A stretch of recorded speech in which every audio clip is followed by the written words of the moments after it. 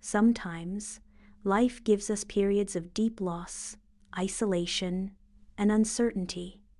In those moments, what gets us through is not always a plan or a strategy. Sometimes it's a person. Today's story is one of the most beautiful examples of human loyalty, fidelity, and unconditional love in the Bible. The story is about Ruth and Naomi, two women from different backgrounds, bound not by blood, but by devotion.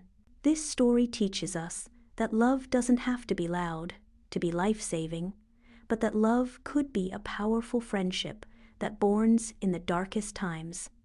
So, let's see together how the dynamic works. Chapter 1: When Life Falls Apart. The story of Ruth and Naomi begins with a tragedy. Here it is. Naomi, her husband, and 2 sons move to Moab because of a famine. But soon, Naomi's husband dies. Then, her 2 sons also die, leaving her with only her 2 Moabite daughters-in-law, Ruth and Orpah. Naomi feels lost, desperate, and hopeless. She decides to return to Bethlehem, her homeland. She asks her 2 daughters-in-law to stay in Moab and rebuild their lives. One of her daughter-in-law, Orpah, eventually agrees and stays, but Ruth doesn't. What we see through the refusal of Ruth to stay is the first moment and the first step of deep loyalty. Ruth's response to Naomi is humble, bold, and beautiful. Where you go, I will go. Where you stay, I will stay. Your people will be my people, and your God, my God. That statement? It's more than friendship. It's sacrificial love.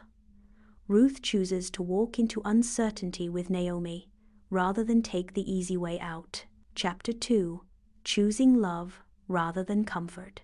Ruth's decision didn't come with applause or reward. It meant moving to a new and unknown land, embracing a new faith, and caring for a grieving woman. Ruth's loyalty wasn't about comfort, it was about commitment. In hard times, we often ask ourselves, who will help me in difficult moment? Or, who am I willing to walk with through his pain?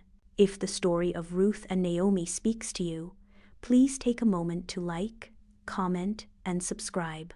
Also, tell us in the comments, who has walked with you through your hard moment? Or who have you stood by in their hard period?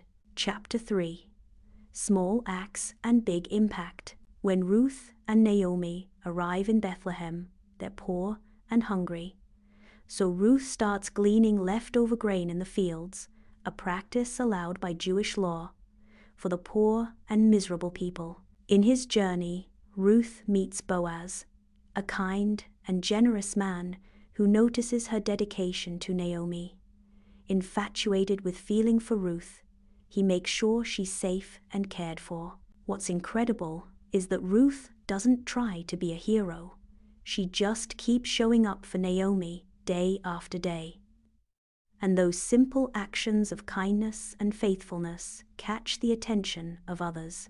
This teaches us that we don't have to do something huge to change someone's life. Sometimes we just have to be present, willing, and faithful, like Ruth.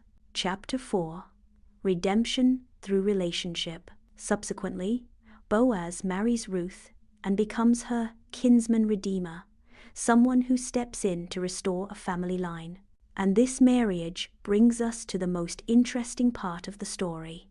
Finally, Ruth, a Moabite woman, becomes the great-grandmother of King David and eventually part of the lineage of Jesus Christ.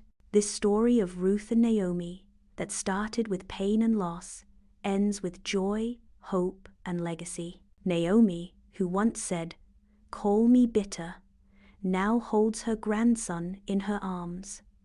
Her heart, once broken, is healed through the loyalty and love of Ruth. What this story teaches us is that love, even in quiet and simple ways, can rebuild what was broken, what is messed up, and that friendship established and deep seat in faith can shape generations. Finally, Ruth and Naomi's story reminds us that in life's hardest moments, we don't necessarily need solutions or explanations. We just need someone to be with us or listen to us. To conclude, let's ask ourselves, who are the people in my life that make me feel less alone, more strong, or just relevant? And who can I be that kind of friend to? Before log off, as always, don't forget to like, comment, and subscribe for more thoughtful stories from the Read and Discover series channel. And tell us in the comments, what does loyalty mean to you and how you manage to be faithful to someone? In the next episode, we're going to explore the inspirational pathway of Job and discover what it really means to hold on when everything around us or in our life falls apart. As always, thanks for watching and showing up for the channel. Until then, stay curious, stay kind, and keep discovering. Bye.